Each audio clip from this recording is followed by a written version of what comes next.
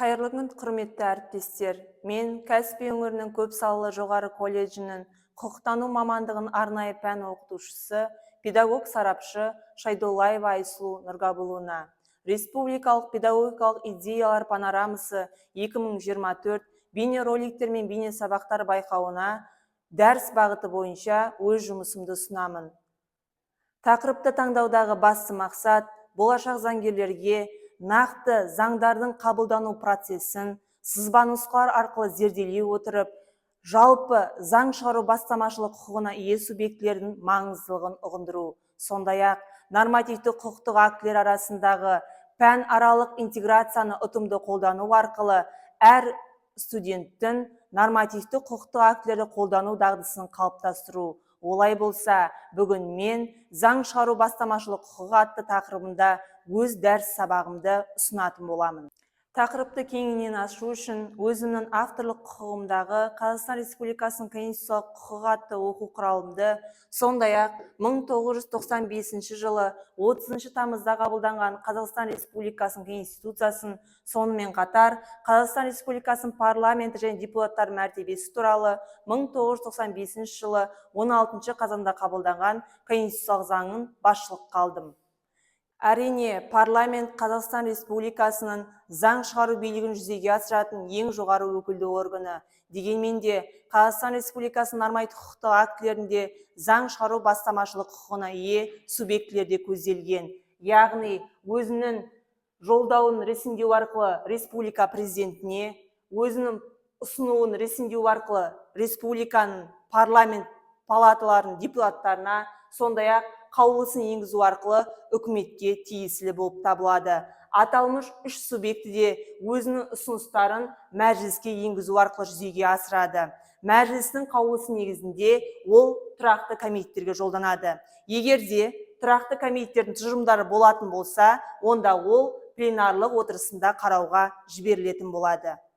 Парламент аса маңызды қоғамдық қатынастарды қамтитын заңдарды шығарады. Атап айтар болсам, жеке және заң тұлғалардың құқық субъектілігіне қатысты, яғни бұл жерде құқық субъектілік дегеніміз сол жеке және заң тұлғалардың әрекет және құқық қабілеттіліктері болып табылады. Сондай-ақ азаматтық құқықтар мен бостандықтарға қатысты, салық салу, алымдар мен басқа да міндетті төлемдерге қатысты, сот құрылысы, сонымен қатар сотта іс жүргізу мәселелерінде қамтамасыз етеді. Одан өзге, республиканың әкімшілік аумақтық құрылысы, республикалық бюджет мәселелері, меншік режимі мен мүліктік құқықтар, сонымен қатар мемлекеттік органдар мен жергілікті өзін-өзі басқару органдарының арасындағы қызметті ұйымдастыру, сонымен қатар білім беру, денсаулық сақтау, әлеуметтік қамсыздандыру мәселелері бойынша және де мемлекеттің қорғанысы мен қауіпсіздігін қамтамасыз етуге қатысты негізгі принциптер мен нормаларды белгілейтін заңдарды шығарады.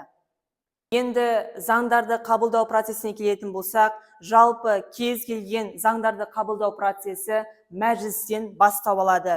Яғни, жоба негізінде мәжіліске енгізіліп, егер де мәжіліс депутаттарының жалпы санының көпшілік дауысымен мақұлданса, онда сенатқа өткізіледі.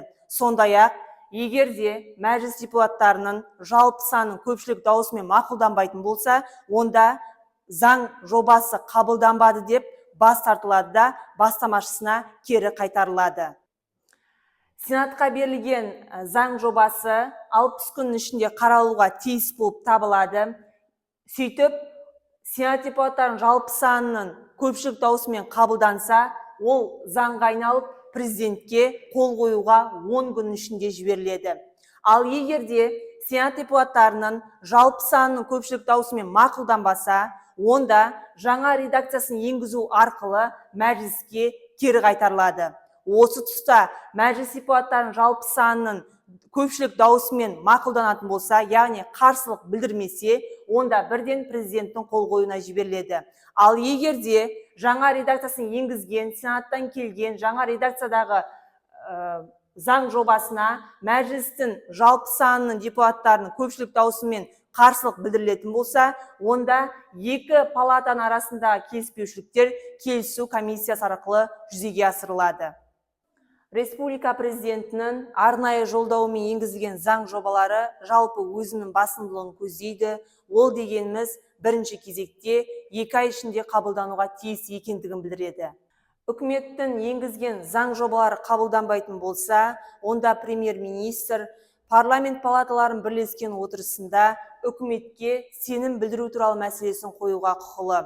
Сенім білдіру туралы мәселесін қойған уақыттан бастап 48 сағаттан соң дауысқа салу жүзеге асырылады. Егерде сенімсіздік білдіру әр палата депутаттарының жалпы санының көпшілік дауысын ала алмайтын болса, заң бірден қабылданды деп есептеліп, қол қоюға жіберілетін болады. Бірақ бұл құқықты үкімет жылына 2 реттен артық пайдалана алмайды. Сонымен қатар, республика президенті қол қойғаннан кейін барып, қабылданған заңдарымыз күшіне енеді.